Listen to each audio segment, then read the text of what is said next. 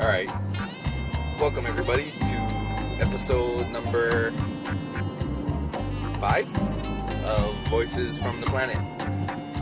I am your host, Eric, and I have my producer / co-host with me, Nicole.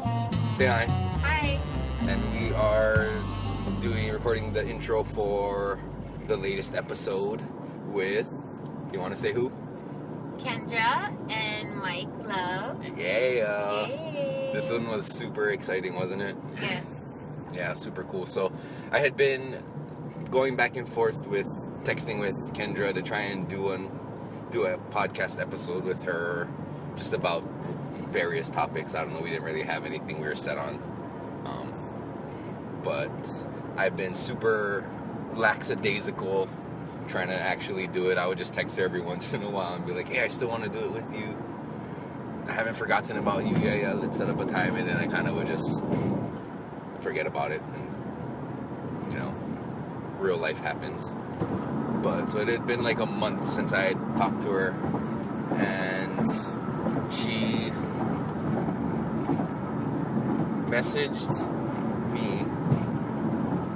Or no, she had posted something on Instagram, and it was kind of about, like, the topic was about spiritual awakenings and awakening signs, and so I had commented on her post that would be the perfect podcast topic to do. And Her morning meditation. That one? yeah, I think it was like a video maybe. Yeah. With like the incense and Yeah. But so I had messaged her. I thought it would be a good one, and then she had messaged me back saying if Friday was okay. And I thought, wow, that's pretty cool. Like, I think it is. I think we're free on Friday. So I texted my wife to make sure we were free, and she said, yeah, Friday sounds good. So I texted her back and told her Friday after work we can come by and do the recording. And then she had, I guess, let the cat out of the bag that Nicole had been emailing her on the side trying to arrange it for me because Nicole knew that I was slacking and I wasn't doing anything about it. So do you want to talk about that real quick and tell the people what you did? I emailed her and said, let's do this thing. Okay. And so we had a little surprise. So I was kind of under the impression that it was just going to be us and her doing the podcast that we had planned. But we had that extra surprise, and that was that Mike Love was going to be there. Her husband, Mike Love, is I don't even know the words to describe him. He's I don't know. I can't read. There's so many positive words to describe him. Healer through music. A healer through music, just an all-around humble guy, just a beautiful human being. Him and Kendra both. So that was really exciting. We're both really big fans of his music, and just the messages and the music, it's had an impact on our life, I think. But, so, yeah, it was pretty crazy. That was exciting to hear that he was going to be there and that we'd actually get to meet him. But, so we went over on Friday after work, and went to their house. Which is crazy too, to be invited there. She had asked if we want them to come to our house, but we live pretty far out of the way, so I figured, we'd come there since we'd be coming from town. And it's closer for us to get there. But it was really exciting to meet them and talk to them. Yeah, do you want to say anything about how you felt about it? I was very nervous and didn't want to look like a bumbling idiot because I was so nervous and excited and such a fan, and I've grown to be a fan of Kendra the more that we followed her on social media. But it's just people that we really looked up to, and so I didn't want to seem weird, so I think I ended up being like too quiet and timid, trying not to act weird, and then probably ended up looking like a weirdo because I just sat there. while my glove was playing with Legos in front of me. Kind of like starstruck for a minute when we got there. I mean, me too. I was really nervous at first. I mean, and I think you'll hear that in the beginning of the episode. But towards the end, it felt really relaxed and comfortable. Right? I was telling one of my hula sisters that, because they know what they are to us, and they were just so excited. And I said it's just so weird because it's so crazy to think that like we were invited to their house and we hung out with them one Friday after work and their family, and that's just a crazy thought to comprehend. But then like after it happened, it just like they're normal people, so it like doesn't feel like it was anything huge. It felt like we were hanging out at our friend's house, right? You know, but it's still crazy to think that we went there. Yeah. It's like I'm having a conflict in my body about it, in my brain, but but it's really I'm really blessed that this was able to happen for you, and you're able to share this with the world and see a different side of Mike Love, probably, that a lot of people don't get to see or hear about. And excited to get Kendra more recognition for the amazing things she does. And she's just a really beautiful person, and you know, she talks about her like insecurities and crazy stuff she's been through, and she's just like you and me and everyone else. But the way she came out of it and the things she does now, and it just kind of is really moving and inspirational, and my love is of course inspirational. I feel like they're both on this like path. I mean, a thing they talked about in the episode was ascension and, you know, evolving to become a higher self, I think. And it's obvious that they live that every day. And I kind of want to talk about just how they were with the kids, because in the episode you'll hear we were in their house and just hanging out in their living room. We had our son and their son was there, and they were playing, so you'll hear that in the background. But just to see the way they interact with their son, I mean, it's inspirational. And then to see the way they interacted with our son, who they don't know. Yeah. And I kind of want to, I'll tell this one part, because this is an audio podcast, there's no videos to go along with this, but there was one part, and we had talked about it, and it was amazing to me, and it warmed my heart. It was crazy. But there was one point where we were talking, and they have a pet bird, and she was singing or whistling, and our son, that's right, it's actually he. For the story is, they have a bird who for a long time they thought was a girl, so they just, you know, would call her pretty girl, but they found out later it was a boy. But I think it just stuck that they call her pretty girl. But anyway, tangent. But so our son saw the bird, or heard the bird, and he was kind of just like standing there with his jaw open, amazed at this bird. And he climbed up on their couch where Mike was sitting to get a closer look at this bird. And while we were having our conversation, he just hung out with Mike Love on the couch, and Mike Love had his arm around our son, and it put a smile on my face to see that they're so good with all kids. It's just a testament to, you know, their love that they want to show and give to the world. I think it's crazy too, because it's like Mike, in a sense, because Kendra we've never met or seen. Well, we saw her at a show once, but just walking by, right? Mm-hmm. But like Mike, we go to his shows. Erickson has been to 2 of his shows. right. And like, we just, you know, we're in the point of view that we're in the audience watching this amazing musician. Honestly, he is one of the most, like, I can't I can't name you a more talented person off the top of my head right now. Just amazing. So we're always from that perspective, right? Watching this incredible magic happen on the stage or in the park or wherever he's playing, and looking from afar. And then there we are, sitting on his couch, talking story with him, and he's holding our son. And it's a trip. It's just unreal. But it, again, it's like you said, like,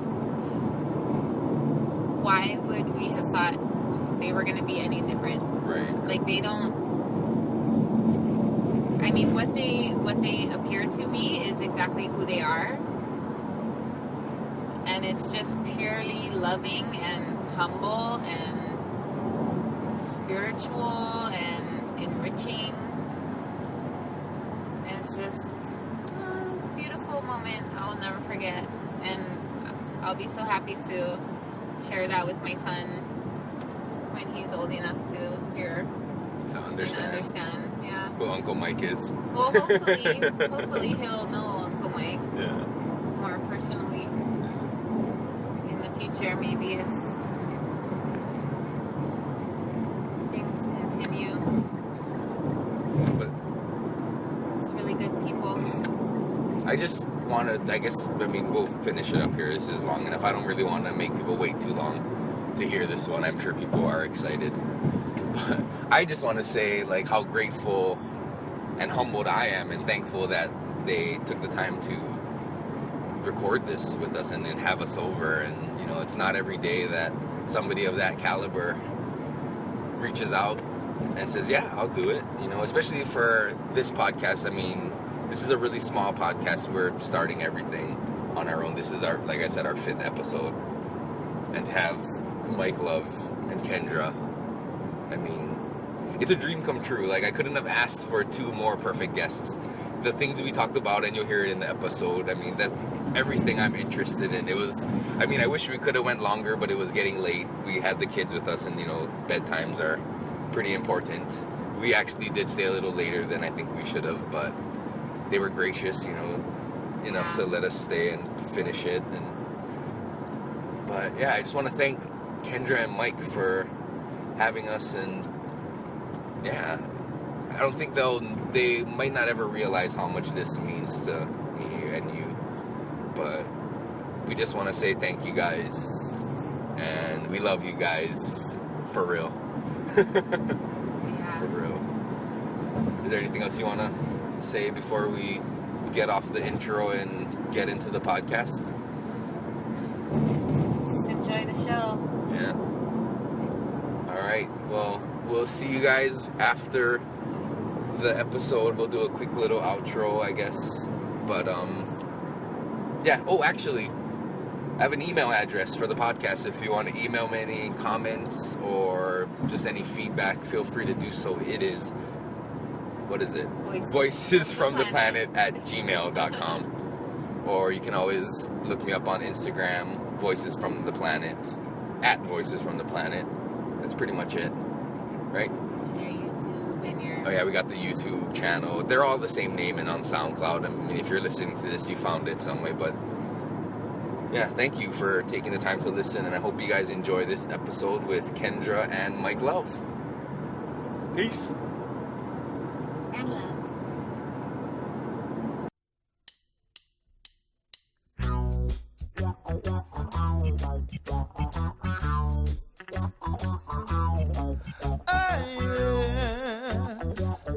People, it's time we rise up, it's time we wake up, yo.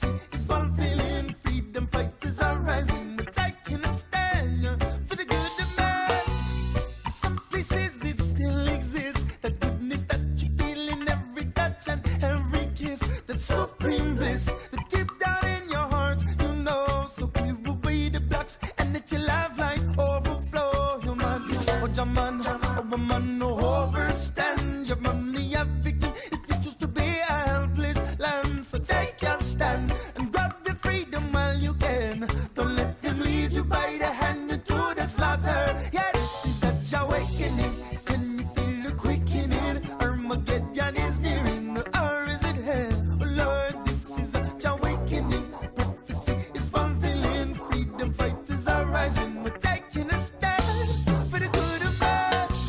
Cause if all there is to life is to slave, I'm made from 9 to 5 just to end up in an early grave. To earn no wage, to pick up the debts you accumulate. Gotta keep 2 jobs just to keep up with the rising interest rates. So great, here comes the bill collectors round again to take away my home. Don't care about my situation. How can we survive when they keep us separated? Got to get together before we all wind up dead. Well, on some singers and players, poets and painters unite. Oh, builders and planters, healers and chanters unite. Oh, seers, believers, realists and dreamers unite. Oh, students and teachers, atheists and preachers unite. Hey, Lord, 'cause the time is so right and the fruit is so ripe. Our day has become night, but we still see the light. So with our hearts and with our hands, we make a new start. Build a new land, we're coming back to the beginning. So come and bring your unique gifts and I'll uplift your creativity. Individuality truly is a necessity. In this new land, we're gonna be free of all negativity. Only truth, love, and unity shall manifest in this reality. So come and be part of my family. Be positivity is your true destiny. I'll be who I am and you be who you are. I'm in line to reach out so humbly. I'll look in you and see my true reflection. Redirect my introspection and let my new fun wings expand. And I will be a new man today, and I will be a new man tomorrow. Living in your love, eliminating sorrow. In your holy footsteps, I will always follow. Lord, I am a new man today, and I will be a new man tomorrow. Living in your love, eliminating sorrow. In your holy footsteps, I will always follow.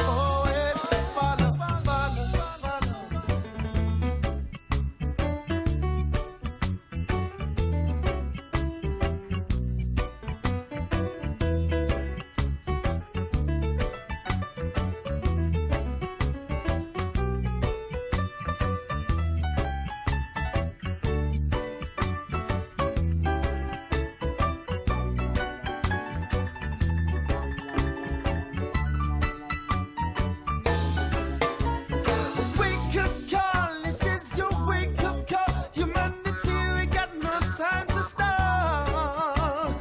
Wake up call, this is your wake up call. Come on and jump into the waterfall. Wake up call, this is your wake up call. Together we can break these prison walls. Wake up call, this is your wake up call. Come on and jump into the water, sons and daughters. This is a Jahwakening. Can you feel the quickening? Armageddon is nearing. The hour is at hand. Oh Lord, this is a Jahwakening. Prophecy is fulfilling. Freedom fighters are rising. We're taking a stand. Oh Lord, this is a Jahwakening. Consciousness is collecting. Armageddon is nearing. The hour is at hand. Oh Lord, this is a Jahwakening. Prophecy is fulfilling. Freedom fighters are rising. We're taking a stand. Yeah, so I mean, I have some questions, but maybe we can get into them just naturally with the conversation. So, yeah, so I guess we can start. So, what were your signs, I guess, for your awakening process, I guess? Yeah. Because like you read about ascension and the signs that there are, everybody has, there's like a general sort of thing that people usually have, but then there's like people that have other ones, extra ones. Like, so it's kind of like, to me, like what your own experience is, but you know that you're having an awakening because all these certain things start to change within your being, you know what I mean, your existence of every single day. And I don't really know when mine started exactly, but I just started really noticing on a daily basis, like, just things that were different, you know what I mean? Like, it was a definite shift within me. And maybe it started with veganism. I'm not really sure. Was that kind of the start of... like, were you into spiritual practices and then kind of became I was veganism? Or? always, like, into spiritual things from, like, maybe in my 20s.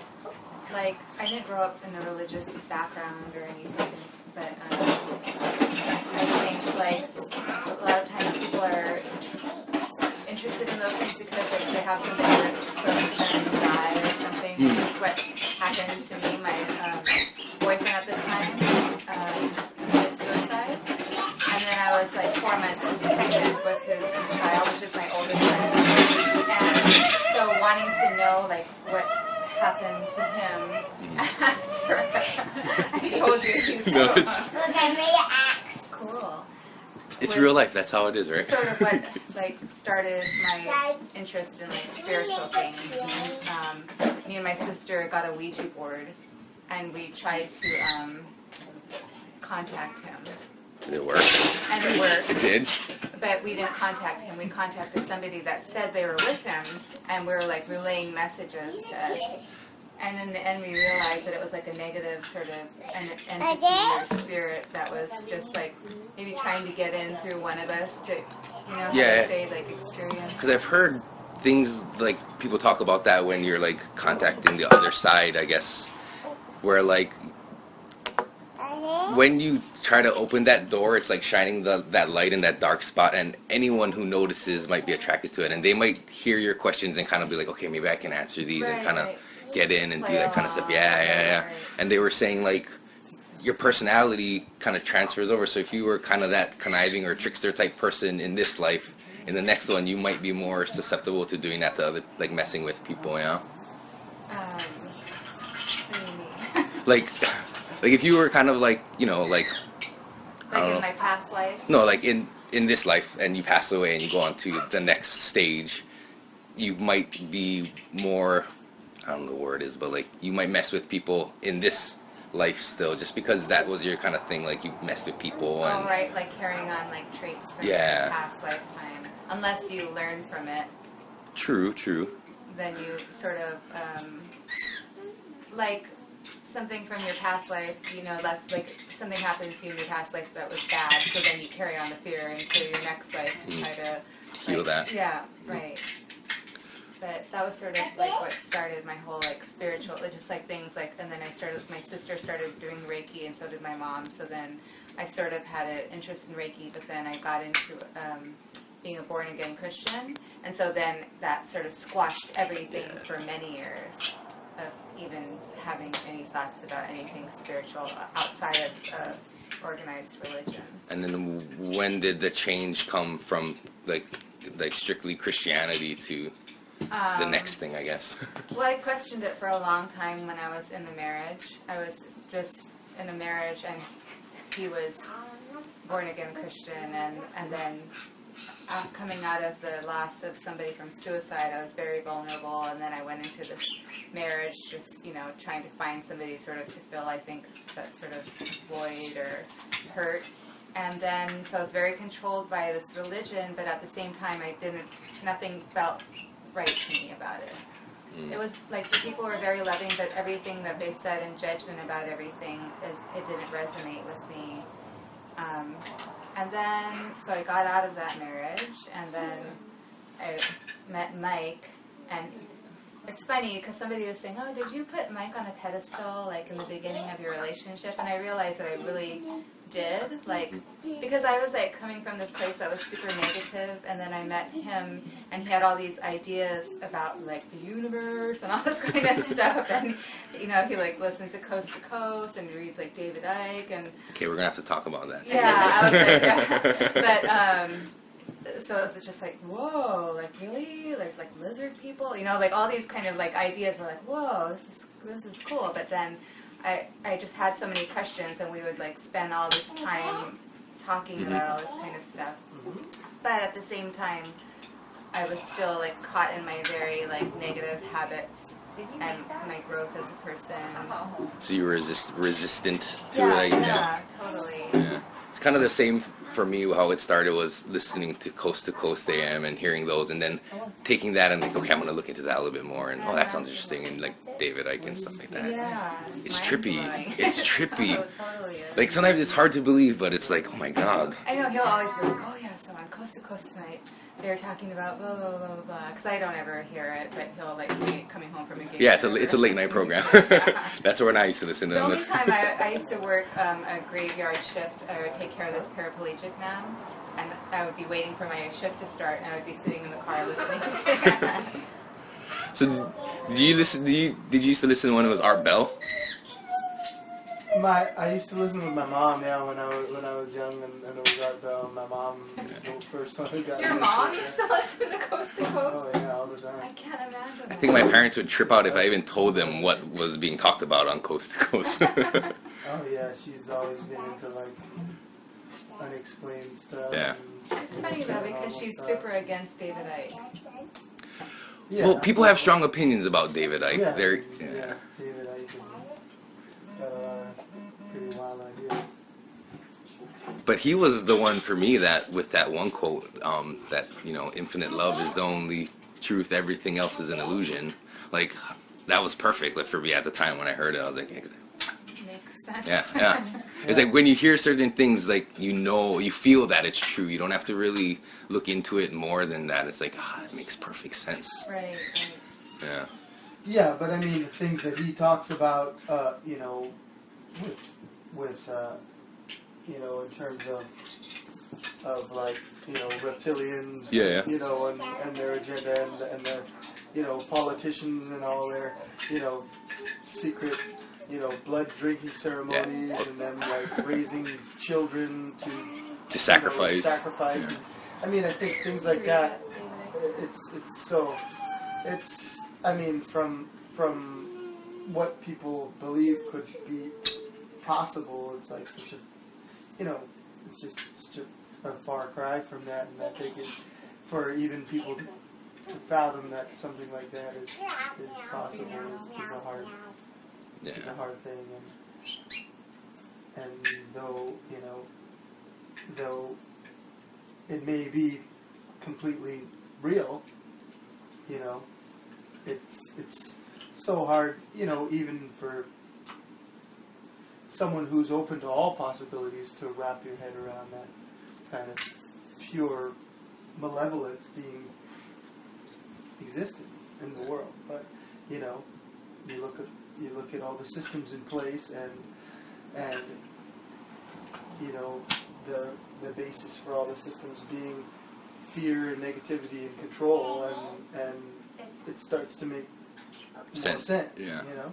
Absolutely. And it makes sense that, of course, it would be secret, because if it was common knowledge, then nobody would fall for it. Everybody could see through it. Then people would begin to truly awaken and realize that the system needs to be dismantled. I like that.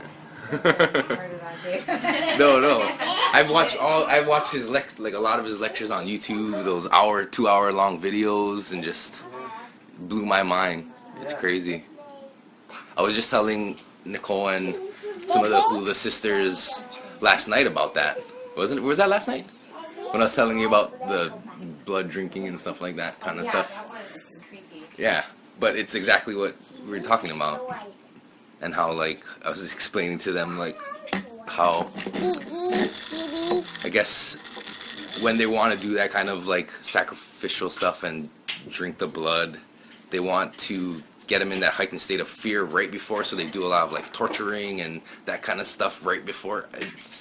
It's trippy, and they were, and her, were just like, oh my god, that sounds crazy. It's like, how do you know all this? And I'm like, But yeah, it's David Icke. Yeah. It's funny because when he was telling me about all this stuff in the beginning when I first met him, and then I started to read a book, and like how many things like aligned with like his ideas and how like the whole government structure and the families dating back and just like so many things, just like it was just like there, you know what I mean? Like it, but then at the same time it totally scared me. And so I didn't ever read another book. How like I guess they did like I think it was like a teenage girl did like a genealogy research of all the past presidents, and they all are related to like British royalty in some way or another. It's crazy. And did you see on Instagram how they had like the meme of like all these different like the Queen and I don't know the Prime Minister and a bunch of other like people of power in England, and it had like all their just their eyes. It was like 6 eyes, and they all look so demonic. Like all the eyes, like Queen. Oh, it was so creepy because the people were like, I think it was like the Pope was one of them. Yeah, probably. And it's something about like it's all in the eyes. Yeah. So I mean, because I kind of took that same route where I dove like deep into the conspiracy aspect of it first, and I guess got my good dose of fear. And then started realizing, okay, so now what? You know what I mean? Like, where do we go from here? Okay, we're scared enough, or we know what the system is and what you know the problems are, but how do we fix it now? And that kind of led me to find like other people. Yeah, that were kind of looking like have you ever heard of Ralph Smart? I follow Infinite Waters. Infinite Waters, yeah. Going crazy because they always hear like, hello there, and like Teal Swan. Yeah, that's another. So then I kind of came across them. I think the first video I saw was an interview with the two of them together. I've seen that one. Oh, you got Legos? I mean, did you have that same realization, like, okay, now we know, we're aware? It's like a lot of like my whole life has been controlled by everything based with fear, and so when I got pregnant with Advaya, was like I think it was really like all these things were happening, and so I thought I was going crazy. I thought I was like having a mental breakdown, and I thought I was being abducted by aliens. Because all these weird things were happening, and it was usually when Mike was gone, and it was just like me at home, or sometimes the kids would be here, but I'd be in my room, and I would like be crying. I would be like having like a breakdown, right? When I had to call him, he'd be at his gig on his break or something. Yeah, I mean, you were just like, I think like, you know, there was just like all kinds of strange phenomenon happening where, you know, you were seeing things and hearing things and just like strange unexplained things, and then you were reading like, you know, about what that could mean, and it just like scared you. And so I thought I was being abducted, and then I thought that they were like gonna like try to take Advaya when he was. I was just like coming up with all these things, and I think, you know, like my fear from reading those kind of things didn't help. It sounds very David Icke. Yeah. And the big joke was like Mike was saying that I was gonna like have a baby that was green when it was born. It was gonna be like the bee baby or something. No, that didn't have anything to do with that. That was just the beard. We saw an ultrasound. We thought he was gonna have 6 toes. Yeah. He had his 2 feet next to each other, and one foot looked like he had 6, and we're like, oh. And then one of my coworkers was like, no, he's gonna be good at climbing trees. Don't worry. Like, oh, that's cool. I read that, I don't know if it's you're more sensitive or whatever beings are more sensitive when you're up high.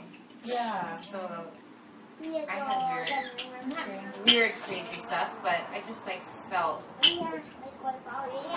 Like, do you think it's more like your intuition or that kind of like antenna is more turned on during that kind of a... That was a part of it, I think, because you have that like protection instinct in you, right? That you didn't have. Well, you probably had before because you have other kids, but you have that just instinct that turns on. So I think you're more aware. Like a of what's heightened going on awareness.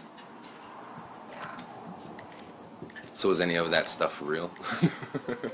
The The aliens or anything? I I know they're real, yeah. but for you in but that experience. So I was on this quest thinking that yes, I was having, but then all these other people that I met in these abduction groups that I was like researching were all like getting mad because I really didn't know that I had been abducted, and they all knew they'd been abducted. So like I was in all these abduction groups, but then I wasn't getting any support because you had to know you were abducted. Oh. They were like, you know, like get out of our group, like you know, you don't belong here. So, but then Advaya was born, and just weird things like, for instance, their whole entire group of people that we used to hang out with. We would go to like a gathering where I would be fine, and I was just longing for something more meaningful and depthful in conversation. So we would go to these big gatherings full of like all of our friends, and I would prefer to stand in the corner or away from everybody and not have anything to do with them, because I was just like, I felt like they're here talking sometimes about like crystals or things that I felt like very deeply about, but I didn't feel like the intention was there behind their words. Mm-hmm. And then I started realizing that I could feel if somebody was nice to my face, but I could feel like a different intention behind what they were saying, and you just knew. Like I would be like, I'm like, oh, something's like that guy. Something's up with him, and then I'd find out later on. Oh yeah, It's true. Yeah, and it's just things like that. Like those are like little things that started happening. On a regular like basis, more and more.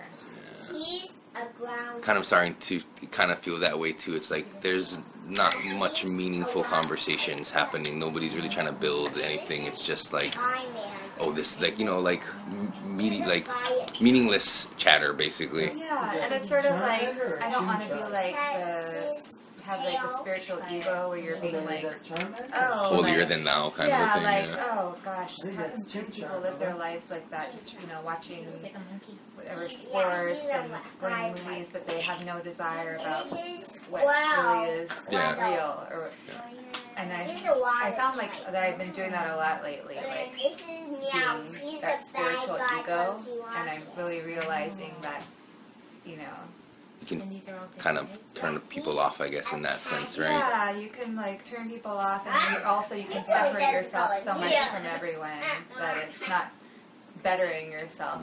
Like they might start avoiding you because they're afraid what you're going to talk about. Oh, here comes Kendra again with her weird idea. But it's good that you can find like-minded people within a community to share and, you know, help teach and also learn from. Yeah, once I realized that I kind of not really closed the doors on those people, but just like decided I didn't really want to be a part of that community, just because I just didn't feel like I resonated with anybody anymore.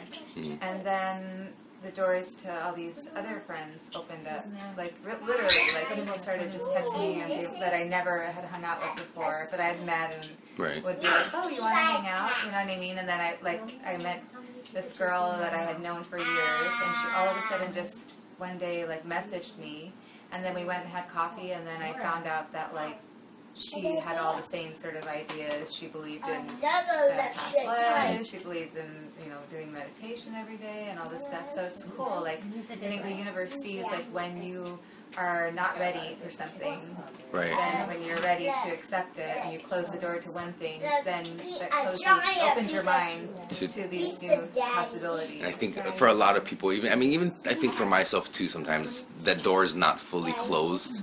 It's still open just in case I want to, you know, revert back and run away and go back to my old ways and stuff like that. But yeah, I think like Ralph Smart says, finding those kindred spirits, right? Yeah. And there's a lot of them out there. Yeah, it's funny because like for a long time when I was having all those symptoms and I was like so confused and fearful, I didn't think that there was anybody else, but I was just really closing my mind off the possibility. Of course, there's a lot of other people. Thinking like I'm the only one going through this. Nobody's gonna understand. Like or the only people that I can find are like on the mainland on Instagram that are experiencing this. But really it's just you're closing yourself off to the possibility of meeting other people. Yeah. And sometimes you just have to put yourself out there and. That's one thing I've noticed too about like me being true to myself and not caring about what other people think. Like if I put something on Instagram or Facebook and my friends from my past or my high school see it, then I would always be so worried. Like, what are they gonna think? Oh wait, they think like I'm a witch now because like this, or they think this or that. But I just realized like. It's not doing me any good. It's not doing them any good. It's just like to be true to yourself. Yeah. But I mean, since you do kind of have to let those people go at a certain point, because I mean, maybe they come from an angle like, are you okay? Like maybe they're concerned. They think you might be going crazy, or you might be going, in this direction. But that's good that they care about you. But if you care too much about what they think, that could hold you back from taking those steps. You know what I mean? It was actually, I think it was one of the other podcasts I listened to, they were talking about, and this one guy they have this thing called Soul Camp. It's like, they describe it as like adults, like summer camp, but they have like yoga sessions and past life regression kind of things, and like all these different teachers that come and tarot readings and stuff. And this one guy kept getting the same message over and over, like with these different sessions about like just that you're creative and you need to do something with it. He was just working his regular 9 to 5, but he was expressing that his parents always worried and are the ones who are always like, you need to have a stable job, you got to have the money and pay and have the house and do this. And he can appreciate that they're concerned and worried and they want him to be stable and have a life or whatever, but worrying about them worrying held him back from taking those leaps to do what he wanted to do and that kind of stuff. So I feel like that's kind of where I am now. Like I do still worry and maybe in a little bit fear what my parents are going to say when they hear this kind of stuff. I don't think they're listening to them too much, but nothing really bad has been said yet. But I always kind of have that in the back of my mind, like, oh, what are they going to think? What are they going to think? And that, I think, stops me from just telling like my truth, I guess, It's trippy. It's definitely a hard thing to do, like to be just completely authentic to yourself and true to yourself without worrying about what other people think about you. Because that's what we were brought up to be so concerned with. Is like not to have any real trust in ourselves and realize that all the power is within ourselves, but we are so concerned about when you have a problem, instead of just going within and like figuring out the problem for yourself, you ask 20 different people, what should I do? What should I, you know what I mean? And you get 20 different answers, and you don't know if the motivation behind their answer is to serve their own good or that kind of thing. Like, So lately, my sort of thing with all of this is trying to do a lot of meditation daily to stay grounded and more present, and doing a lot of third eye opening work. Because there was a point where all of a sudden this stuff started happening where like I could be just with my eyes closed and I would see like all these images all the time. Sometimes it was like me and somebody else's body just like taking a walk in the park or something, and then other times it'd be like I was watching a scene from a movie, but it would be just boring stuff like some guys playing basketball or a guy digging a hole in his yard. And then other times it would be things like horrific kind of things, like I would see like scenes from a concentration camp where like all the soldiers were taking all these dead bodies and they were piling them up on a pile, and then they would set it on fire. And then it would rewind really fast, and then it would play again, but it would go back and forth, and every time I closed my eyes, I'd see it, and I'd try to open my eyes and make it go away, and then close my eyes again, and it would just start back up. Like in a time loop. Yeah, so it was like I had no control over it, and I didn't know what it was, and we thought maybe I was doing remote viewing.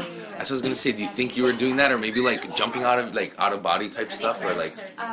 Well, so I was wondering all this stuff, and then people are suggesting maybe tapping into the Akashic records, but then when I started researching that, there was like, oh, you have to do this and this and this and this to tap into the Akashic records. So I was like, oh, well, I wasn't even trying. I was just closing my eyes. And then when I started doing third eye recently, I started finding that that was like a sign of your third eye opening, as you're tapping into other dimensions or realities, because in other dimensions there's no time. Right, right. So everything is happening All at the once, same yeah, time. yeah. And so that what they were saying that perhaps that's what was happening. But When that stuff started happening, I was so fearful and like getting annoyed because anytime I closed my eyes, it would be happening. And so I started really like hanging out with people that didn't have anything to do with any spirituality. We're not vegan. I just go to hang out with them and have fun. And I wasn't doing any meditation or anything like that. I just was very like away from people. I didn't want to be around people at all. I had a hard time with crowds and stuff. And I read that if you do stuff like that your third eye closes again. You mean if you like kind of move away from those type of people? Yeah, move away from anything that has to do with like evolving consciously, and that your third eye can close. I don't know if it makes sense because my experience seems to be like that. I don't have them anymore, and since I've been doing third eye work, I see blurry things, like Mike will see like, squiggly lines and stuff like that, and they say what happens when your third eye first starts to open. But I didn't experience that before. It's just all of a sudden I started seeing all those images. And now I'm sort of like, I wish I could have that back, but it's gone. Right. Like now I want to try and go back and control it and actually see if I can go to places I want to go to. Isn't it trippy how like the pineal gland, they said it has like cones and rods like your eye. It's so trippy. Yeah. I was watching that, I posted the video from YouTube that I got about the pineal gland and like the history of it. And, right. And I never knew that, but I was like it really is like a structure of an eye. Yeah. And then when you go look at all like the Egyptian and like Sumerian carvings and that kind of stuff, and they focus on it, and like they knew about it back like with their technology. Who knows? Could have been more advanced than us, and we just don't know. It's actually one thing I wanted to bring up. What is that? He perked up. No, we're because you just pause at the right moment on something that you have a lot of knowledge of. We were just talking about mentioned the pineal gland, how it actually has cones and rods like an actual eye. And then we were talking about like how Egyptians and the Sumerian stuff, they had the depictions of it in their, like, what do they call it, the cuneiform text and stuff, and all the, I don't know, hieroglyphics and stuff. So they knew about it back then, and I was saying that with their technology, which could have been more advanced than we have now, we just don't know because it's all gone. Right. Yeah, I mean, there's kind of like the evidences of, Dada, what's this Pokemon? This is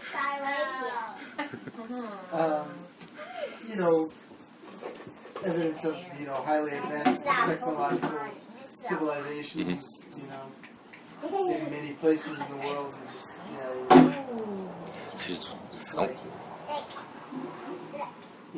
obviously there was some sort of cataclysmic event or something that brought those civilizations back into the reset button into the dark ages, or either that or they were extraterrestrial civilizations, and for some reason they left.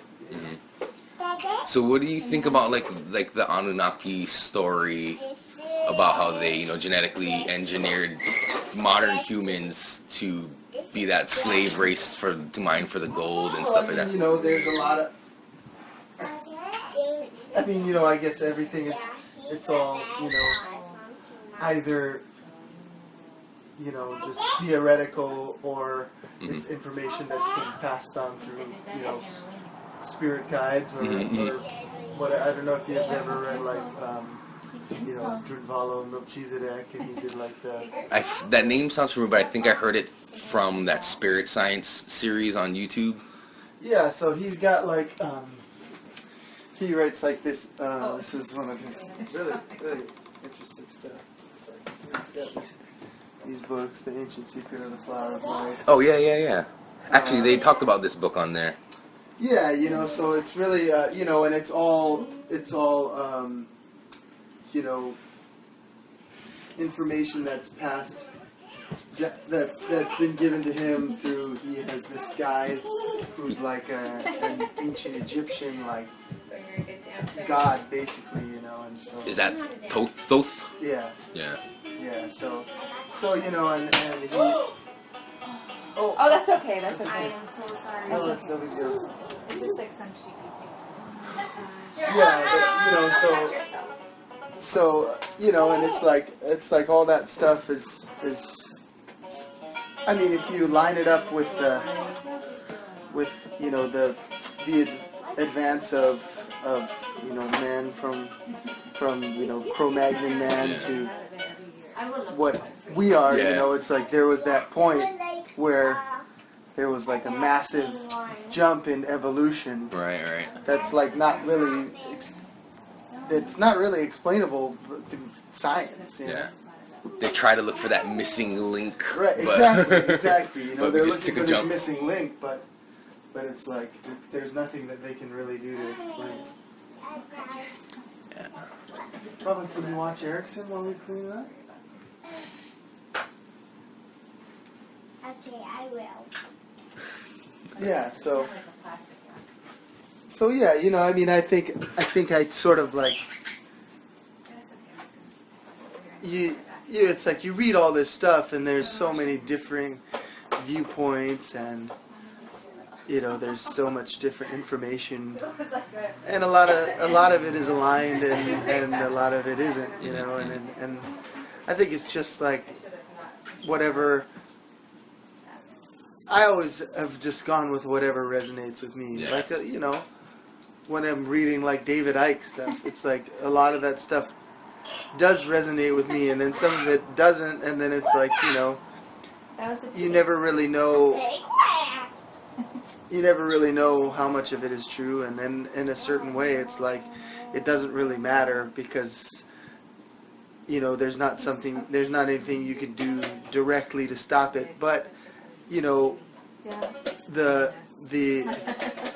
I think all the details and stuff is just like really semantics, right? Because there are definitely like these energies and forces at work in the world, and on that basic level, it's just like we need to, you know, there's obviously a conscious awakening happening now in this time that we're living in, and there are obviously also a million billion issues that need to be worked out like immediately, you know, for the continuation of all life on the planet, right? So, you know, so you can read all that stuff, and you know, it's really interesting. But you know, it's hard to know really what of it is true. But yeah, you know, a lot of this stuff really resonates with me. And you know, as you grow, it's like you read stuff, and as you grow, you might think like, wow, that's funny, like that I believe that stuff. When you know, it's like you're raised, you grow up like you know, I grew up eating meat. It's like we have all these animals and stuff, and the other day we have chickens, you know, we don't eat eggs or anything, we just have them as pets. And the other day one of them was, we went out and found one of them was dead. It was in our dog's big water bucket, you know, and so like I pulled it out, and I'm like trying to like resuscitate it, you know, and then it just kind of like struck me later how funny it is, like that, you know, if you could see yourself when you're young, it's like you know, we grew up being taught that, you know, eating meat is necessity, like all these things are a necessity, and you grow up like that, and then like even when you're a teenager, it's like, can you really imagine could I have imagined myself like trying to resuscitate a baby chicken, you know? Because for me, like, you know, that life is precious, you know, and and it's so precious that I would never want to take it away from any other living thing to give myself life, you know. And you know, so you grow as you grow, and even like the music that I make now, I think of like what would I was just talking with my friend the other night, like imagine if I was like myself in high school, like, you know, playing all the rock music that I listened, you know, played, and like just like it's just a whole different phase. And then like I imagine what I would think of the music that I'm making now, like myself back then, and I wonder what I would think. Like if I would think, that music sucks, or like it's cheesy, or what, you know. But now at this point, and in my growth in life, it's like it is really meaningful to me, and it's meaningful to me to go help and heal people in that way, you know. And so you grow and you learn. It's like, you know, I grew up being raised in a Christian household, so you know, you grow up and then you have these ideas, like, you know, that you know, when you die and you go to heaven, and the only way to get into heaven is to ask, you know, this character that for all you know is fictitious, you know, for salvation. And it's like, how do you? It's like now I think like, how do you even? How does that even work? Yeah. How would that really even work? It's just like it just seems like such nonsense now. But you know, at the time, it's like that's what you know. So you grow and you learn, and probably, you know, 5 or 10 years from now, I'll look back and think about the things that I believe to be true, and hopefully, I'll have ascended and grown to know that some of them were right and some of them were wrong, you know. But it's, yeah.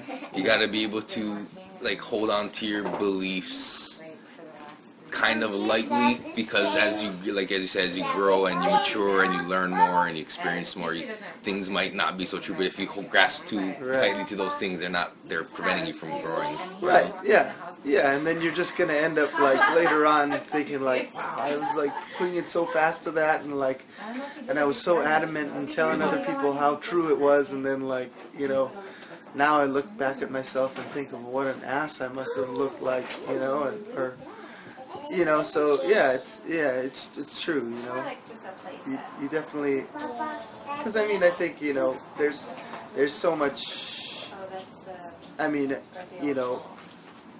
It's you know, I mean, with the reality that we live in, it's like it seems physical, and everything here seems real, but then, you know, it could very well be that it's not real at all, and it's just you know, it's just a creation of our consciousness. Yeah. You know? I actually heard somebody say the other day, and I thought it was so funny, but also so true. Is like, there's no proof that right now I'm not standing in a padded room screaming at a wall.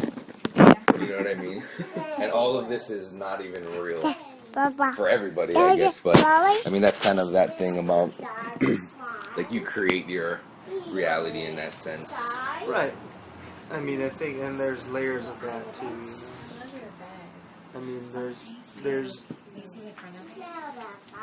you know, there's an obvious, I think, tangible. Or like, you know, like what she always talks about with your intuition, you know. There's an obvious tangible effect to following your intuition, and the more you tune into it, the more you listen to it, the more, you know, you just become, you know, your life becomes more fluid, you know, and you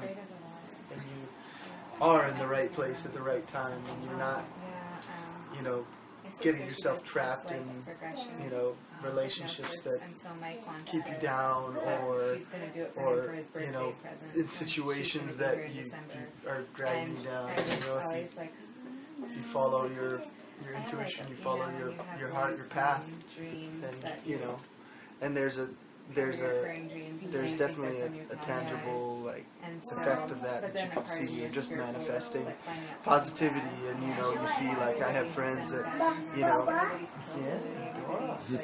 I have friends that, you know, you can just see it. They're like, you know, I have a friend that that I work with, and So he's you try always, to experience when a many situation comes different up, realities he always that you says, hey, can, and oh such man, as, this, you know, I don't so know you about can this, you handle know, like that.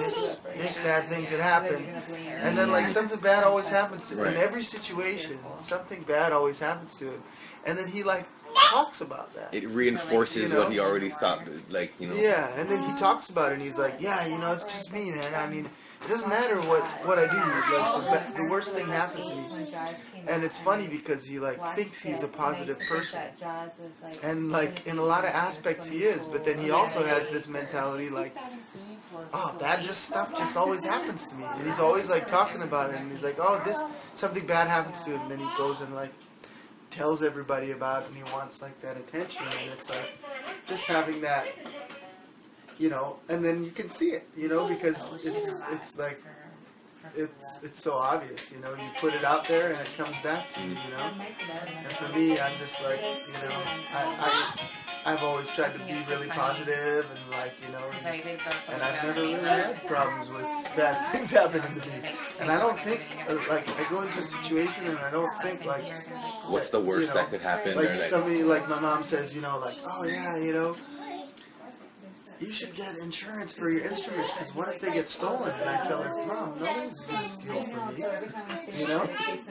And nobody has ever stolen from me because I don't expect anybody to steal from me, and I don't worry about it because I don't steal from anybody else. Nobody's going to steal from me, you know? It's like, it's not going to happen. It's just not going to happen, you know? And I feel like I believe that, you know? So that's what happens. It happens, yeah.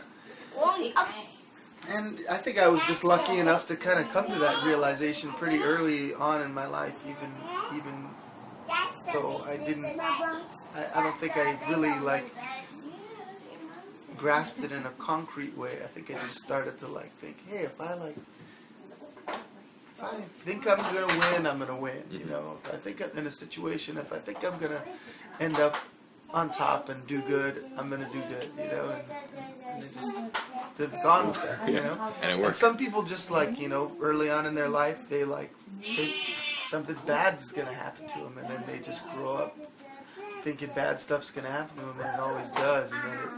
And then you know, maybe it just takes something really big to break them out of it, or maybe they never do, or maybe they just need to come across the right, you know, person to help them with that, you know. I wonder if that's something that like is instilled in you from your parents. Like maybe you watched them and they worried about certain things while you were young, and you kind of picked up on that. And I think so. I mean, I think to a certain extent, you know, we are our own individual spirits, and we're born, you know, and we come into this life with you know, a predetermined goal in mind to learn something. But then, you know, we also cross paths with many other spirits that have a direct effect. And, you know, yeah, your parents are really your main influences on the formative years of your life. So I think, yeah, you do become your parents to a certain extent. Like my parents were both really positive people, and they always taught me to be nonviolent and to take care of people and you know, treat people the way that you would want to be treated, you know, and you know, and then it's like you know, like, you know, people that are like, you know, it's like you think, how could people go, and we have this discussion a lot, like, how could you go to like a dog fight and see two dogs like killing each other and like get pleasure in it, right? But it's like people only learn that from their parents. You know, they're doing that from when they're young, so their parents do it, their parents have done it, and they go there and they take their kids and they go, hey, this is gonna be fun, and the kids are like, probably at first like, this is weird, but then they look around and everybody else is going, you're cheering, yeah. And then, you know, and then pretty soon it's like, the next time they're like, yeah, I want to go and do that, it's fun. And then they grow up, and unless they learn, they're going to teach their kids the same negative, you know, behaviors. And it's like, it's not that it's excusable, but it's like it's you know It's like the explanation. blame. It's like you can't blame them. You can blame people for you know not growing once they reach a conscious point for not like questioning these things and stuff. But you know that the root of that problem is in their in their upbringing in a lot of cases. So it's hard. Have you ever heard the theory or the concept that we choose like everything in our lives before we incarnate into this being? Like you kind of get a chance to say, okay, and this is gonna happen then, based off your previous karma and stuff like that. Yeah. Like you kind of plot out your whole journey in this life before you even come into this world. Like you pick your parents, Yeah. you pick yourself. Have you ever heard of that? Or Yeah, I have. You know, I don't know if I really agree with that. I sort of like look at things as like, Yeah, you know, that's good. if you look at Ask Auntie, did she want a piece? things are like a scope. Thank you, though. Everything is kind of like, you know, microcosms. You know.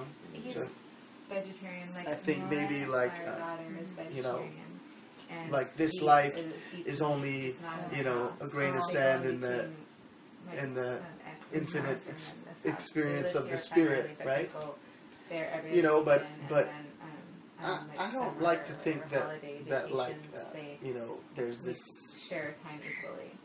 predetermined fate of everything, and you know, I mean, I guess if you view time as being non-existent, really, then you know everything already has happened or will happen, you know. But I don't know. I don't really necessarily like to think about things like that, because I just don't think there's any way of really knowing. I don't think we're really. I don't necessarily think we're supposed to know that. You know, and it's kind of like, and if it and if it is true, then you know, I guess that's it. But it doesn't really change anything. right, there's nothing you can do about it at this point anyway. You're still living through this existence, and it's like, I guess if it was all predetermined, it wouldn't really make it any more or less fun, because it's not like you know what's going to happen. Yeah, that's true. Yeah. But you know, I mean, I definitely do think that, you know, life is about learning lessons, you know, and I can't really see any other reason for us to be here but to grow and learn, you know. And so I do think that, you know, as spirits we are here, and I think we do, you know, choose the life that we live to a certain extent, because it may offer a certain lesson that we need to learn in that time. To heal I don't something. really know, you know. Oh yeah, I mean we're all on this journey trying to figure everything out, but Yeah. all these different, you know, you hear all these different theories from these different people, and some of them sound so interesting, but then like with that one about picking your kind of your life for this one based off past karma, it's kind of tough to like reconcile the fact that if something traumatic happens in your life to tell, like if somebody goes through that, and to tell them like, well, you picked that for yourself. Like it's kind of hard to think of. Like I don't think anybody would pick something like that. Right. Yeah, right. I mean, it's you know, and then there's like, you know, like you hear about people that, you know, they do like past life regressions, and then they find out, you know, in their last life they killed somebody. Like, why would you choose to do do that? Like, but I mean, I guess there's no, you know, there's no real knowing the reason for things. I mean, you know, it's hard to even just wrap your head around why things like that happen at all. You know, then you get into that question, like, why is Why is there evil? Yeah. You know, And violence. if there is a you know, a creator or a higher power, why are negative things even exist? Yeah, why would he allow to exist? Yeah, and it's like you just can't. You can't even. Yeah. There's no real discussing that. That's like you said. Maybe it isn't for us to know. Yeah. Just to trust and grow. I think that was 11. Yeah. Yeah, man. What you're talking about? Not eating meat. Yeah, it was actually because of you. Was the Earthling song. And at the end when you're singing www.earthlings.com, and I was listening, I was like, what is he saying? Like, wait, that's a website. I'm gonna look it up. So I went and looked it up, and I found it, and I watched it at work actually. Oh my god. Yeah, like on my iPhone while I was working, and I just I was done. Like, pow. Like that day, I was like, I'm not gonna do it anymore. I cried so much watching that documentary. It was so nuts. That was horrible. I haven't Yeah. watched it. Don't watch But thank you though. Yeah. I haven't made the That's full why- leap to that's why- veganism yet, So but many years. more and more so now I'm starting to consider it. I don't need to. Yeah, you don't need to. But I think a part of me is still attached. You know what I mean? It's hard to let go. Yeah, I think a good one for that is that I haven't seen it yet, but there's that movie Cowspiracy. Cowspiracy. I actually saw a bunch of people posting about it Yeah, today. you know, and that's all about that. I mean, because you know, if you think about it, if you're vegetarian because you don't, you know, because you're against the treatment of the animals and that whole industry that's Exactly. Yeah. doing so much detrimental harm to our planet, you know, on top of just being a horrific industry where, you know, living creatures are tortured and raised in just a hellish situation. Then I mean, you know, if you think about that, actually the dairy aspect of that is worse, Right. because you have, you know, mothers who are, you know, they're impregnated, and then right at the moment they give birth, they're separated from their babies, and, you know, fed tons of chemicals to make them overproduce milk. They live in, you know, they don't even, they live in a situation where they can't even breathe. Right, they're just caged in on both sides. You know? Yeah, and, I mean, so, you know, it's, I think it's like if you've gone vegetarian, then it only makes sense to go vegan, because it's the same reason, you know? But it's even like kind of a more stronger reason, you know? Yeah, 'cause that's kind of the reason why I wanted to stop eating meat, and then so I'm kind of struggling with that too now. That moral, like, efficacy of it, like, but I mean, we don't drink milk, we don't eat eggs, but we eat bread and that kind of stuff still. So it's like it would be. There's only a few more things for us to cut out, and we're there. But it's like just making that. Yeah, well, like we're the same way. I mean, like there's, you know, like there's times where, you know, if there's a bread or something, like, we won't totally like. I mean, if we go and buy bread and stuff, you know, we buy vegan bread. But you know, if you're like somewhere and you're getting a sandwich or something, and it's like, you know, it may have eggs or something in it, but we don't know. We're not like super nuts about that kind of stuff. And the kids like still eat cheese too, so it's like. Yeah, I think that's kind of what we're struggling with him too. Ooh, see? Did you hear the bird? Hear the birdie?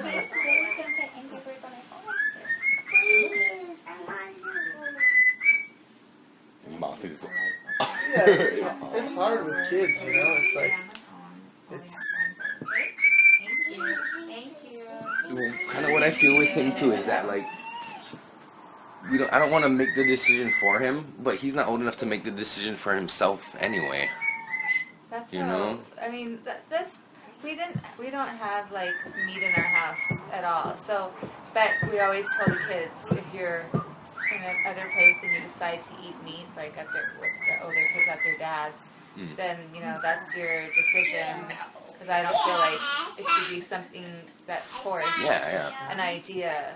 But with Advaya, so we don't eat meat here, and then we don't want him eating meat at school, and so we were having his home lunches at his school. But then he notices that, because even before we never have actually tried to force it down. We just said, this is what we eat or whatever. So the idea to him of seeing our chickens and then seeing that other people are eating chickens, he was just like the shocked. first time that he heard that People eat the chickens. first time he heard us say that, you know, somebody's eating, you know, chicken or eating like any food, he just trips out, you know. He was just like, what? You know what I mean? Like, no, you can't do that. You can't do that. Yeah. Like, and he just like, you know, he gets really tripped out. So yeah, I think it's like I think if you give them the opportunity, then naturally they're gonna think that's weird, you know? It's like that. Because it is. You know? It's like that one, I forget who said it, but if you give a baby and like an apple and a rabbit, it's not going to try to eat the rabbit, but it'll try to go for the apple. Right, exactly. I think that might have been Gary Rofsky, maybe. Oh, that's a good. Yeah, you know, exactly. It's like it's a natural thing, and so I think, you know, but then it's like, of course, if your parents are telling you, like, yeah, well, here's this hot dog, you need to here's eat this your meat for hamburger. protein. Yeah, right, your Yeah, protein. and then it's like you grow up, and then it's like, oh yeah, what is a hamburger? Oh, it's made out of cow. That's what I've been eating this whole time. Oh, okay. I guess if my parents said it's okay, that's just Let's what not we do do. the slamming you know, door and because then I'm it's worried like, about you slamming your fingers in the door. And then with the You're gonna internet, you hide, can just hide actually behind your see table or like hide the behind your videos couch. from in there, and it's right, yeah. I was telling Nicole that I kept Advaya out of school on Wednesday because their whole focus this week was the food pyramid, and Wednesday was meat and protein. And it wasn't so much that I was so worried about their influence confusing him. Like, I thought he would be a little bit confused, but I wasn't worried that he would come home and want to eat meat. But I was worried about him causing a problem in the questioning classroom. and like, you know, your son was being disruptive. Right. That's what I was imagining. It's like, no, man. And I will hide. Oh, thank you. Step down.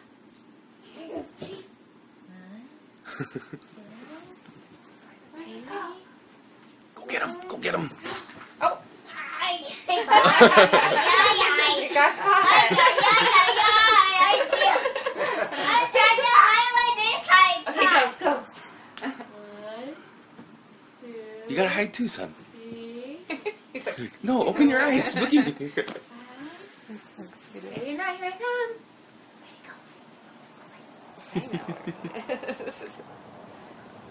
Yeah, so, you know, but even when we saw that movie, you know, we were already vegan at that point. And, That was horrible. but yeah, you know, it's just like, it's good to, even, you know, when you're already in that lifestyle, it's like, it's good to reinforce those beliefs and why you do it, because, yeah, it's just a completely evil and barbaric industry that's completely unnecessary, you know, and the driving force behind it is like, you know, it's all these corporations, and then you have the government like, you know, subsidizing all these corporate farms, and so it's basically like you have an industry that's not profitable because it's so backwards, and it takes so much energy to produce this meat, you know, that people are so, you know, used to eating, and the only reason they're eating it is because they've been taught that that's what they need to eat, and it's completely unnecessary. But then it takes so much energy to grow the food for it, and to create that food, you know, grow the animals and raise them and slaughter them, that it's just totally not profitable. So the government has to subsidize them just to keep them in business. You know, and then you wonder, like, what is the reason? You know, what is the reason? Why would they continue with an industry that is highly pollutant of our planet, is unprofitable, and causes Cancer. so much? It causes health problems. You know, is the main reason for, you know, all the majority of health problems. You know, and it's like, You're so scary. I mean, obviously, it's like they make money. You know, it's an industry that they make money of. The healthcare industry is a huge moneymaker, and you know, if you get people eating healthy, vibrant food that could be grown in abundance in all these farms that are being used for, you know, raising animals for slaughter, you turn all those into, you know, vegetable farms, and then you'll have an abundance of food for everybody. And that's the thing, vegetables and that kind of fruit, you can grow them anywhere. I'm sure you guys have fruit and vegetables in your guys' yard. Yeah. We're trying to start some at our house too, but yeah, it's like everybody could have their own little plot to grow for their family. And Right. I mean, and that, you know, that's going to become a necessity, you know. There's like a new thing of like those urban farms in like big cities to make more spaces in the middle. Taking like the median and stuff and planting like tomato plants and stuff like that for the community. It's cool. Yeah, but you know, like beyond the money making, like, it sort of occurred to me that you know, if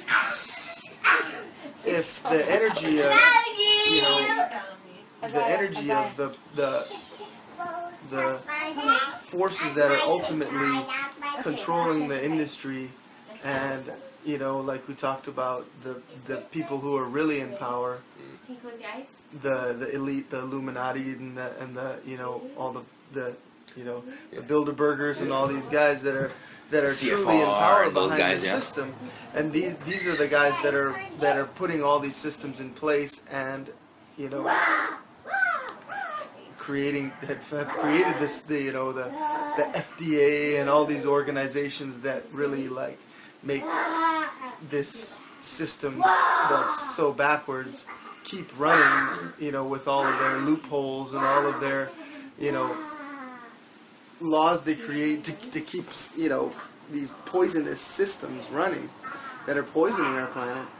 It's they feed off of fear, you know, and that's the major emotion that they feed off of, you know, and then you think about that, you know, if you're in a room full of people that are afraid, then that energy, you know, kind of gets into your energy field and makes you more afraid. And that's like that herd mentality is like, you get everybody afraid, they make everybody afraid, and then that fear spreads, right? And then it's like you have and we're all, you know, anybody who's in tune knows that we're connected with every living thing, and all, you know, if you have a dog, you know your dog feels when you're upset or you're happy, you know. And so you think about all these animals that are being tortured and slaughtered and killed, and just the amount of negative energy that puts into the energy field of the earth, you know, and it just makes even more sense that they're, you know, perpetuating this industry, you know. And I feel like the energy at the time when it's slaughtered, you know, is that negative energy of fear and from the animal, and I kind of feel like that stays in that meat. So if you consume that, like, you're putting that into your body. Well, yeah, and it's not only at that time; it's their whole entire life, you know. So you have this real, like, super low vibrational food that's full of negative energy. That's, you know, that's not, you know, that's at the time when it's, you know, I smell this big. when the animal is slaughtered, it's already, you know, a super low vibrational food, and then from there it's just dead, you know. and then it gets frozen and then repackaged and shipped across the country. and then pumped with more chemicals to keep it, and then under that plastic. And then it goes to McDonald's and get, and then somebody eats it in a form of a hamburger 5 years later, and it's like, how? Have you seen that thing where the guy left out the McDonald's cheeseburger or hamburger for like, I want to say like years, but that might be over exaggeration. But it was a really long time, and it looked exactly the same. Yeah, that's it's trippy. It's like, it's so funny. Your podcast is gonna be like, it's all over the place. Yeah. That's perfect. That's how they go. That's how it is. Yeah. Those are the best kinds because it gives a lot of different topics for a lot of people. Hopefully, somebody listening will catch something from one part of it at least. And, I guess it always sparks something else and something it's kind of hard to keep on one thing the whole time. You know what I mean? Yeah. But that's what I like about it. Now to totally switch the subjects because you were just talking about low vibration and stuff, and you're a musician. So how do you feel like with the current state of like pop music and like popular music? Because I feel like that kind of is keeping people in a low vibration too right now. Well, yeah, I think it's like I think the music mirrors the culture, and in everything else, if you look at the food industry or the technological industry, all these different industries, just like the music industry, they're the mainstream, like really controlled side of it becomes way more streamlined, and so now you see music that's like these corporate. It's like the music on the radio is like, it's like highly corporatized too, because now the record labels are having to figure out a new system of making money because of the kind of the openness of music and how it's become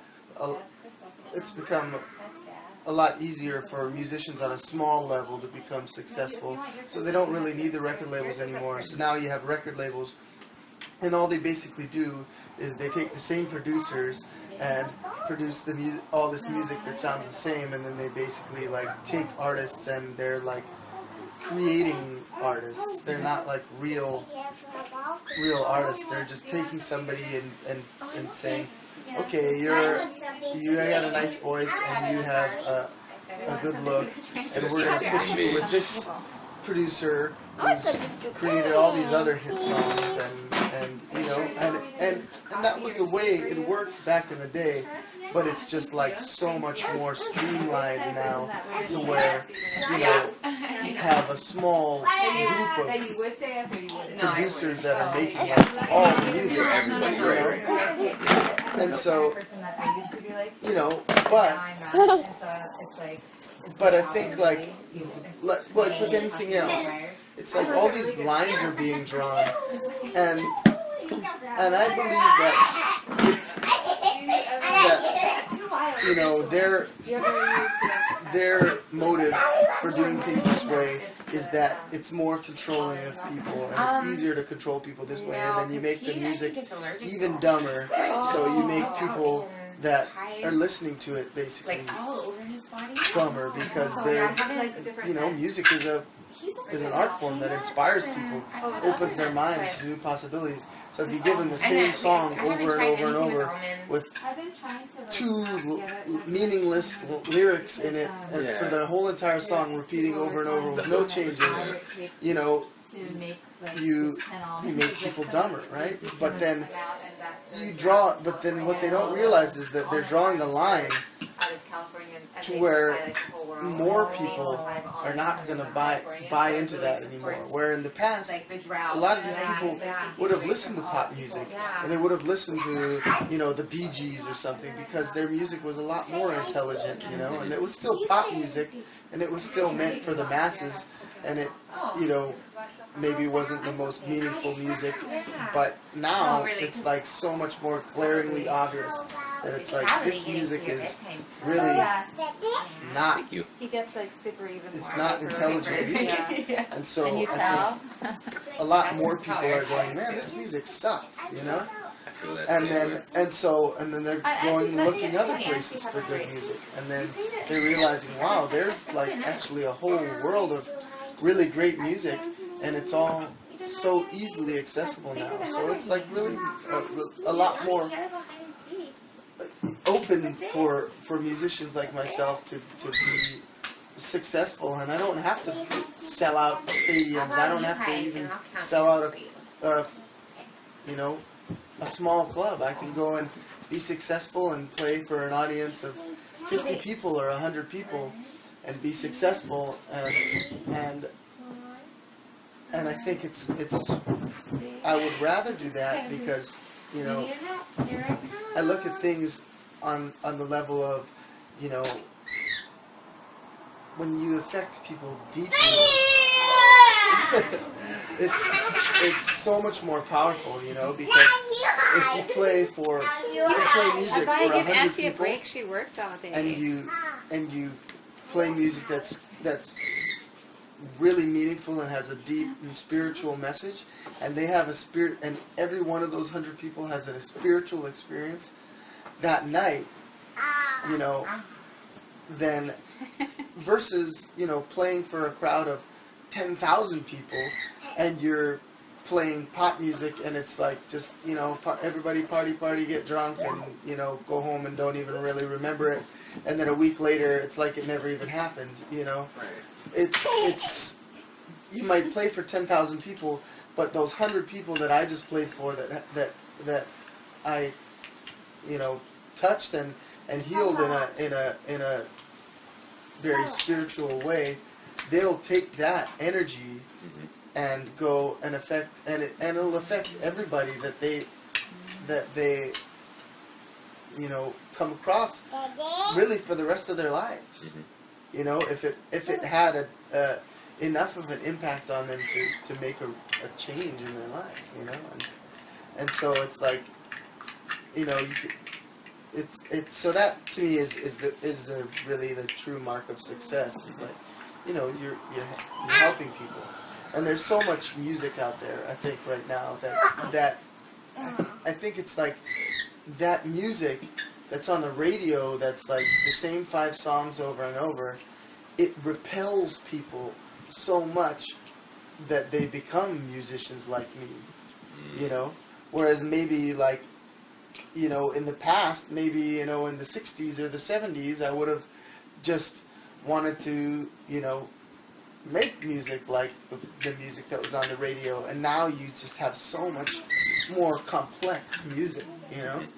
And there's so much more there's music that's just so much more complex musically and lyrically, I think, than any other time, you know. So, but it's like you're not gonna find it on the radio, and you might not, you know. It's like there's not gonna be any corporate backing behind any of it. So if you find it, it's just going to be by luck, you know, or by word of mouth. It's going to be by somebody being like, "Hey, have you heard of this music?"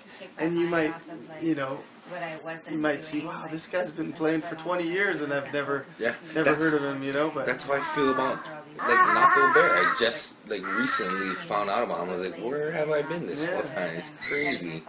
And she turned me on to you when we first met, and that was a while ago, and you've been playing for a long time at that point. She used to go and watch you guys when you guys were in Melodious Solutions. She remembers those days, and she'd tell me about it. She'd, you gotta check out this guy in my club.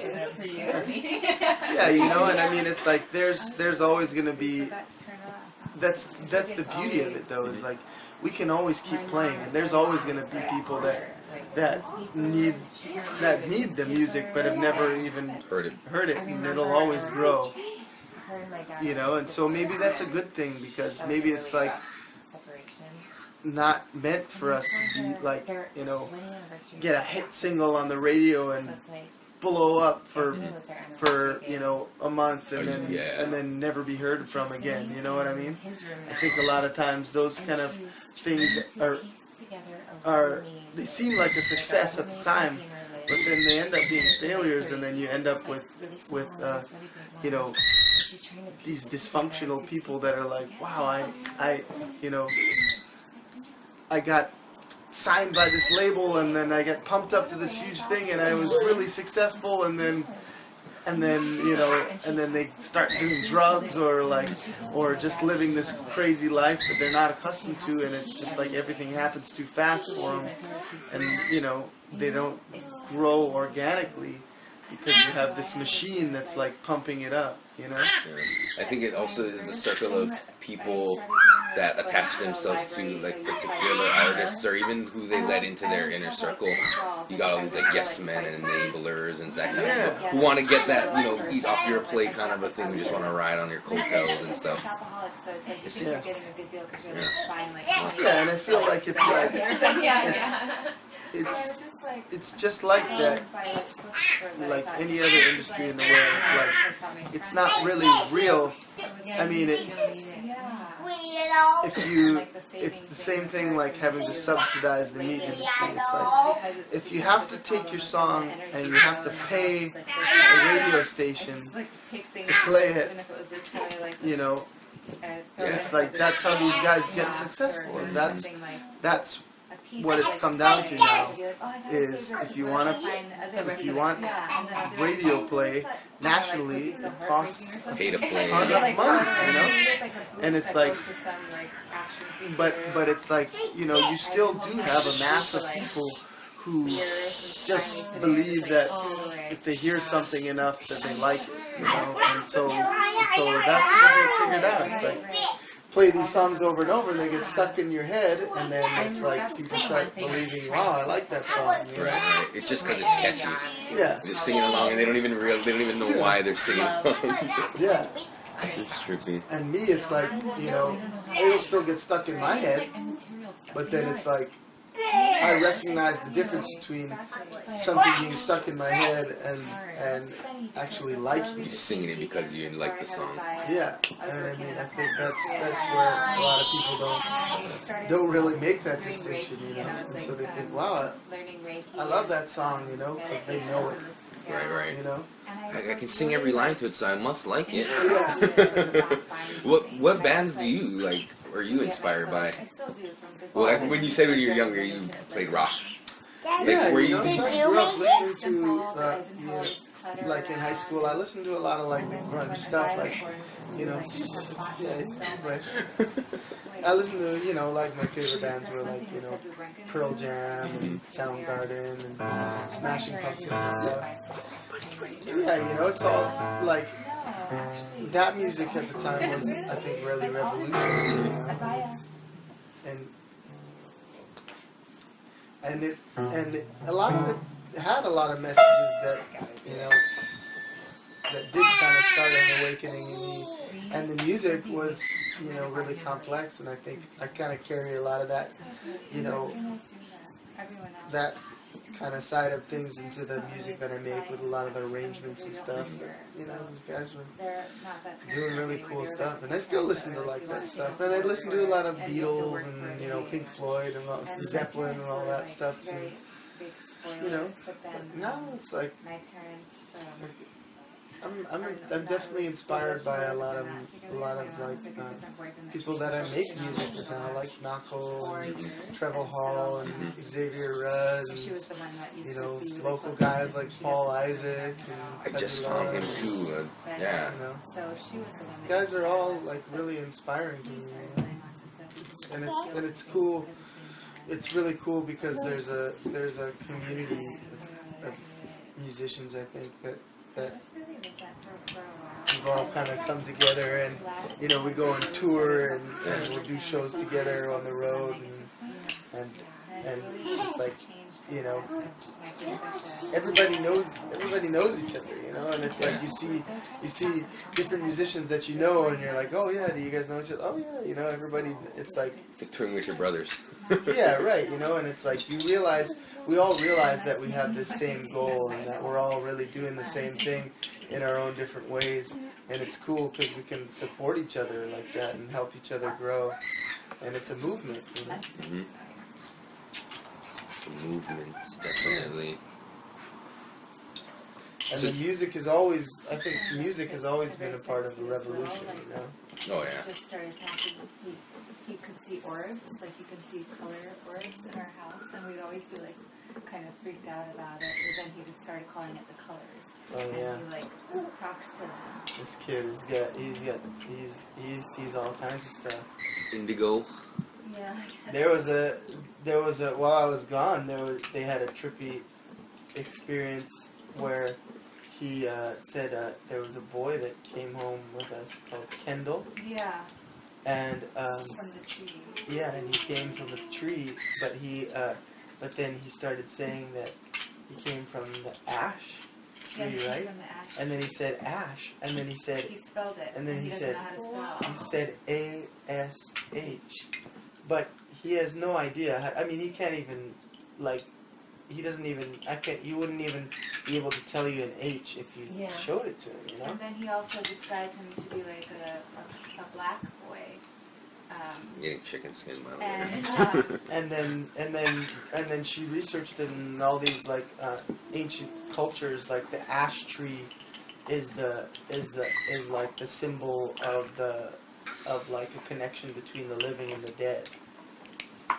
And also then he described that the boy looked like a black boy, and then his name was Kendall, because I was thinking Kendall, that's my dad's maiden name, so my dad's middle name is Kendall, and I was like thinking, oh, that's weird.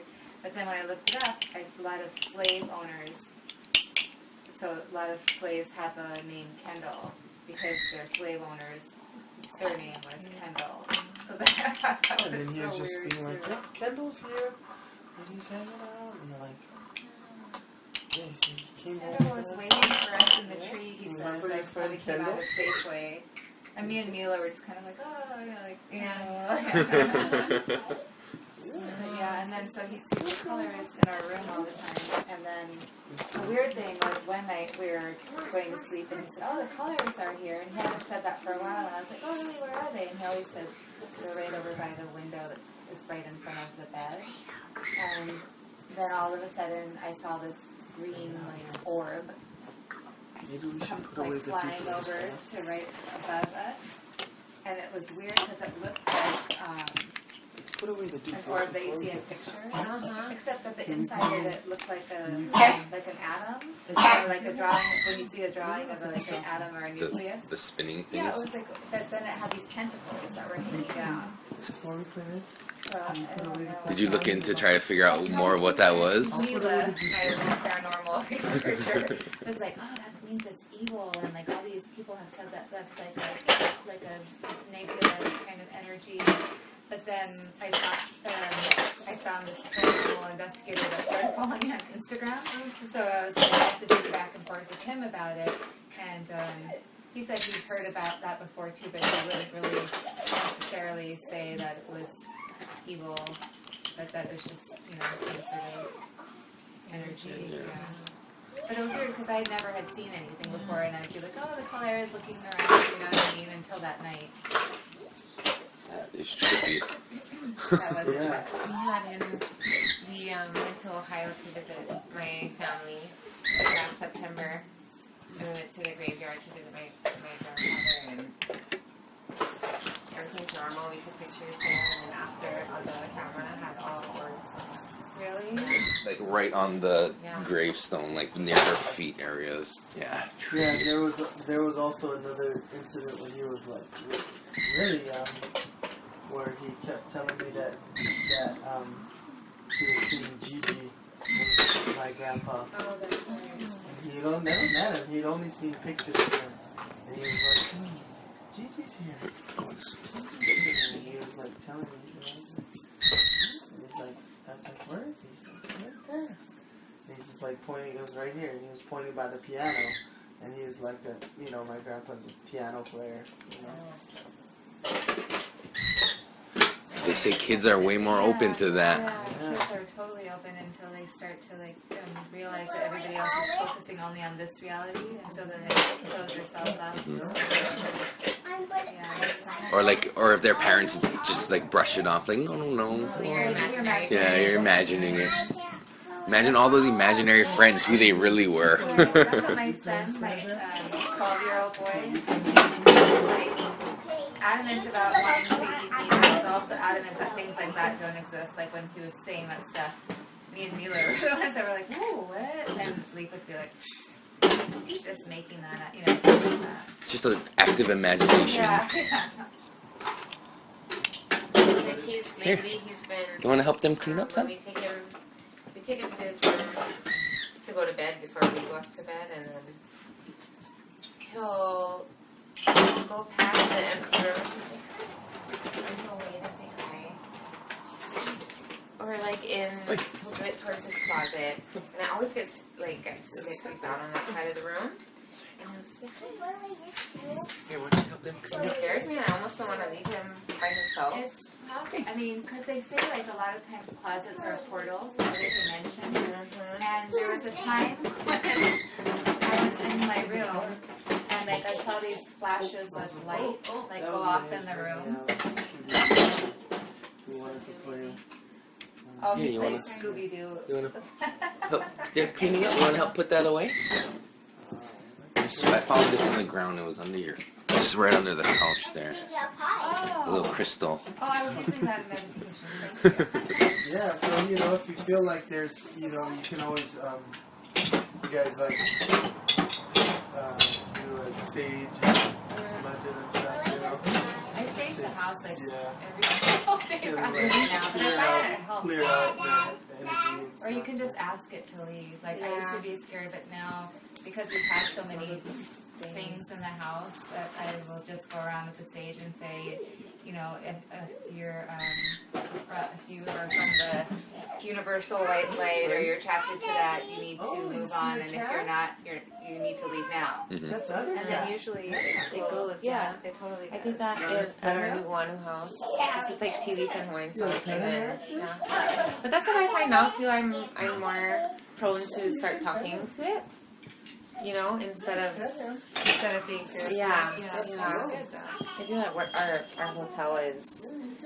Got some energies, yeah. Hotels, I feel like, have that because there's so many people who come and go through them, and with the thing like where if you really cared or loved this particular place, you kind of maybe might come back to it later. What hotel is the Aqua ones? Where is There's like 13. Were you guys the one that took over Outrigger? No, We just merged with Aston. You know where Tiki's is? Tiki's Bar and Grill? That's one of the Aston properties. Ah. I'm trying to think of what like Park Shores, Lulu's. That's an Aqua. So I was gonna say, like, just in hotels if they've been around, like they used to be other hotels, and now they're in this hotel. Like when my dad used to work for Outrigger Hotels back in the 70s, he was like a manager of different hotels, and they'd have like lots of suicides. Like people would go to. So, like, the energy of that suicide could be, like, in the hotel. It's surprising how many people come here to do that. Yeah, that's crazy. But when my dad told me that, even in the 70s they were doing that. So it's like... All that energy Yeah, and stays, they never put it out in any media. Yeah, it's not in the paper ever. So, Right. Yeah. Oh, kitty. Oh, you're dirty. He's like... I don't know how old he is, but he just recently in the last year started having seizures. And they're like really violent seizures. And so he like has them all the time. He's rubbing his face on the screen. And Oh, Oh. sorry. No, he He does. does do it, yeah. The smush face. Other cats are scary. Yeah, we have a bunch of cats. Oh, yeah? Yeah. Yeah. I used But- to be highly allergic to cats, but I'm not anymore. But only one of our cats will actually let him come up to her and pet her, and he'll like hug her and lay on her, and I'm thinking like, oh, I'm just kind of like waiting for her to like snap at him, but she never does. She's such a good cat. That's good. But the other ones, they're pretty Not very many skittish. Cats are like that. The other ones are skittish. Like as soon as he even like makes a move towards them, boom, they're gone. That kind of thing.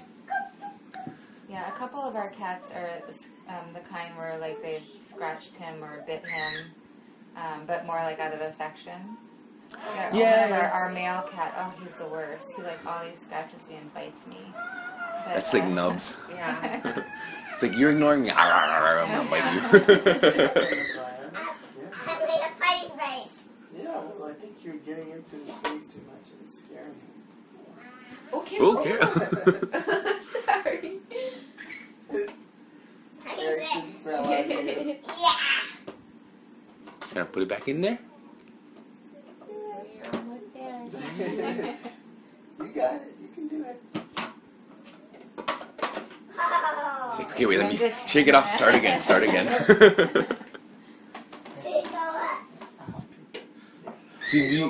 Kendra, do you do like healing work like on people as a thing? Or? I've only done it for my family and for animals, and it seems like always, pretty much most of the time, the animals that I think I'm going to heal, I'm just helping them pass on. I've had a lot of animals die in my hands. Yeah, like I think, and then I always realize it's like a lot of lizards. Like a lot of lizards, like will come and hang around me for days, but while they're sick or something. Like even at the plant nursery, I had these lizards that would like come around, and I would try to do healing, and then I'd realize, oh, they're dying or whatever. But so it's funny though. Even like a little lizard will have I can feel the energy of leaving their body when they die. So it really makes you realize, you know what I mean, that we're all like connected and we're all made of the same energy. But yeah, so I've never done healing, but I think because I needed to work on myself, I wasn't confident of thinking that energy could flow through me and heal people. But that's something that I want to do like in my future, but I'm thinking more of, it's called psychopomp. And it's funny because it's the weirdest word, but I was like, what is this thing that I want to do? Like, I want to help people that are terminally ill cross over and prepare them. Mm-hmm. And so I looked it up, and it was like, they're called psychopomps. And yeah, I hadn't ever either. That's gotta be heavy. Yeah, so I think you really would have to be grounded, you know what I mean? Yeah. And That's a good. But I mean, if you have that gift, I mean, what a way to. so just because of the animals thing, I was thinking that was what made me think maybe that's something that I want to do, but I'm not really sure. Hey, get out of here, cat. You're going to get fleas in the living room. Meow. Meow. Meow. Meow. Meow. Oh, yeah, okay, we can wrap it up then. It's getting late. You want to pet this kitty? Now you're scratching your feet. Do you guys have any like last like messages you want to say or put out there before we wrap it up, I guess? We should do this again. That was No, fun. yeah, my intention is to totally do this more. Yeah. I really enjoy just being able to talk about, you know, different topics that you're interested in. And You have a message for everybody? Meow. is that I love you in cat? No? Meow. What does it mean? Meow. Oh. Is it still going? Yeah. Oh. I would say like my message is like to realize that we all hold the power within ourselves. It's like I think that's so key to like everything as far as like spiritual awakening and evolution and consciousness is because you don't give yourself any of that power. Right, and I think to add to that, you know, what I always tell people is like people get caught up in these excuses like, you know, because we are in a time that a lot of change needs to happen, and it's like these massive changes that need to happen, and people get caught up in this trap of saying like, well, you know, it doesn't matter if you know I become, you know, vegan, or if I, you know, make these changes, if I stop using plastic bottles, or if I, you know, it doesn't matter because I'm just one person, and, you know, what difference can I really make? But I think that's the way that people are controlled, is because, like you said, people don't give themselves the credit, and the power that they really have. And I always tell people, if you think you can't make a change, you got it totally backwards, because you're the only one that can make a change. If everybody realized that they had the power to make a change, then there would be no problem, because the change would be happening. Yeah. But people, hang on a second, because people believe that they're powerless to make a change is the reason why things don't change. When people empower themselves and realize that they have all the power to make the change, and start making a change within themselves, then the change will grow, and they'll affect other people to make a change. And that's the most important thing, is to start with yourself, make a change within yourself, and then be that change. And that's what inspires other people to change, not talking about it. I will be the change I'm seeking, right? Cool. All right. Oh, yeah. I like it. Your smile shines like the sun. Small child, your name means one. You came through the hearts of two lovers, a star shot from a silent sky. Although I don't have a lot of money, although I can't give you lots of things, no, I'll give you love. All I have to give you, all belongs to you. Walk with me, I'll carry you upon my back. You're tired, so cranky, take a little nap. And when blue lights rub your eyes, and I'll be smiling back. I'll howl like an animal to please you. We can do anything we want to, 'cause although I don't have money, although I can't give you lots of things, no, I'll give you love. All I have to give you, all belongs to you. La, la,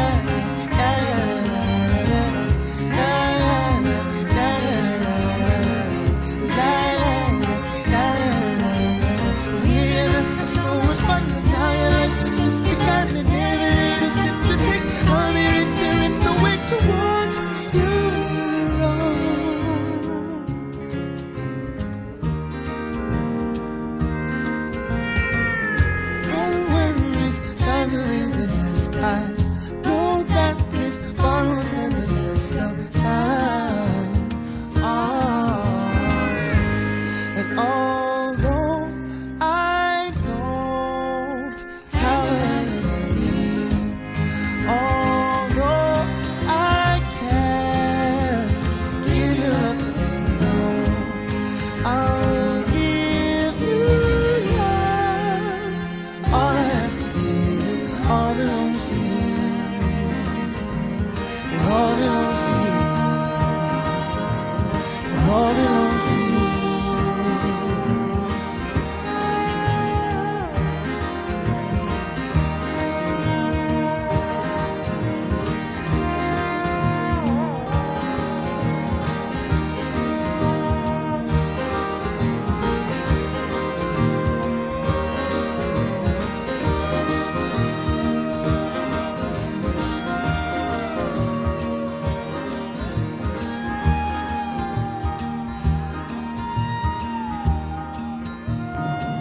Okay. So that was the episode, guys. Thank you for listening, and thank you for supporting the podcast, everybody out there who's been listening and giving me feedback. I really appreciate it. Thanks to Kendra and Mike for graciously, giving us their time to. I mean, I'm sure we thanked them enough in the beginning and said, there's just not enough nice things you can say about these two beautiful souls. But if you want to check out Mike's music, you can look him up on his website, MikeLoveMusic.com. You can purchase his albums there. He has tour information, all that kind of stuff. He actually has a page on there where it has all the lyrics for the song, which I thought was really cool. Because in this day and age, a lot of people download the music and don't actually buy hard copies, so it doesn't come with like album Covers. What do they call those? Whatever, with the lyrics like how they used to do back in the day. But I think that's really awesome. So you can check that out, and also check out his new album titled "Love Will Find a Way." I'm actually gonna put that song at the end of this right now, so you'll hear that song. It's probably like my favorite song right now. What about you? You agree? Yeah, it's an amazing song, and it features other artists too that Mike Love plays and tours with. It has Paula Fuga, Trevor Hall, and Knuckle Bear from Medicine for the People. So if you enjoy this song, please buy his album, support local music, support beautiful people, and support love. Yeah. Alright, but that's it for now. So we'll check you guys out on the next episode. And yeah, that's it. Love you guys. Peace. I wanna be good. I wanna do better. Wanna live long, be strong, but I know I won't live forever. So while I'm alive, I'm gonna make a spark. And I hope that my life will be a light shining bright for those who are lost in the dark. I wanna give love, I wanna have patience. I wanna feel the animal within me while like the wind but gracious. Gonna plant my seeds, I'm gonna watch them grow. And I hope that my forest will restoring us a chorus that was lost long ago. Feel the fire burning, I know the tide is turning our way. Though the skies might be gray, in the distance I can see the sun has got to break through someday. And all that's left to see is love will find a way.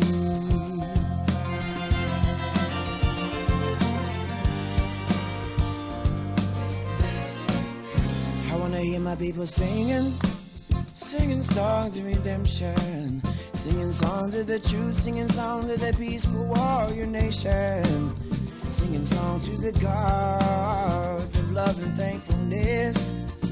'Cause we are alive and we're striving to thrive, and we know that we're blessed. Yeah. 'Cause we are the ones who come to wipe away the poison that's been seeping into the heart, it's keeping us apart. Get under the heart of the matter. All you're gonna find out is that all that matters is the heart. And at the end of the day, love will find a way.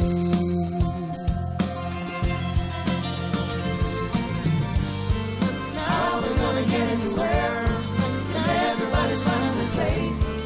All we're running, all we're just scared, but gonna come face to face. Have to face the things that we've done. Come to terms with what we've become.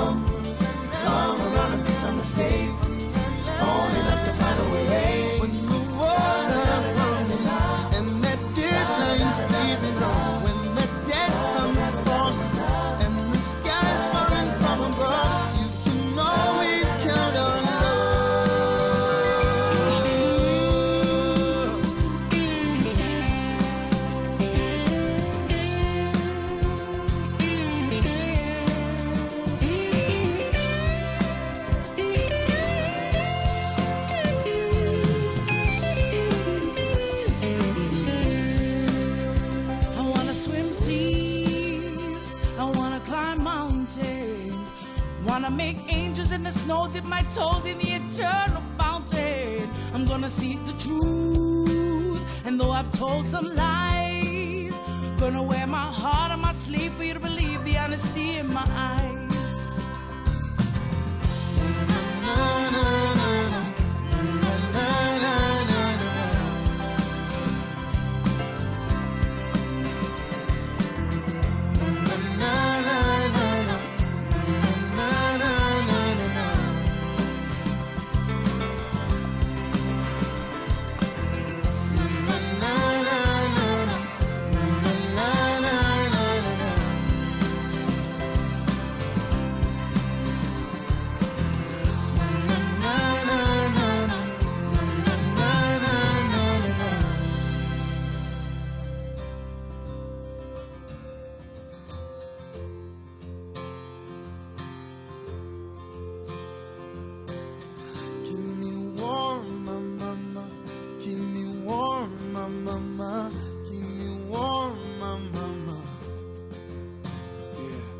Like a weight of a piece on a battlefield, like a hunger homeless man chilling his only meal, like a man the doctor said would die but he was healed and all it did was pray.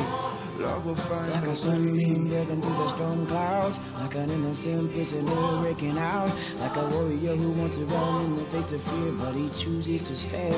Love will find a way. Like a rose growing out of the concrete, like a man running marathons in no feet, like a single mother working 3 jobs just to put food on the plate. Love will find a way. Like a blues in a symphony, like an activist who chains himself up to a tree, like a man who quits his job to follow his dreams without a penny to his name. Love will find a way. Love will find a way. Love will find a way. Love will find a way. Love will find a way. Love will find a way. Love will find a way.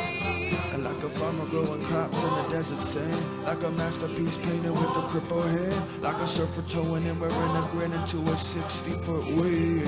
Love will find like a guitar player playing until his fingers bleed, like a piano man with arthritis playing 2-3, like a singer who was hoarse but he still forces himself to take the stage. Love will find a way. Like a blind man seeing for the first time, like a songwriter finding meaning in a rhyme, like a poet who uses words as weapons and lives to fight another day. Love will find a way. Winter or a summer breeze, like a child turning your dreams into realities, like a place where race, religion, sex, or creed or class don't ever need. Love will find a way. Love will find a way.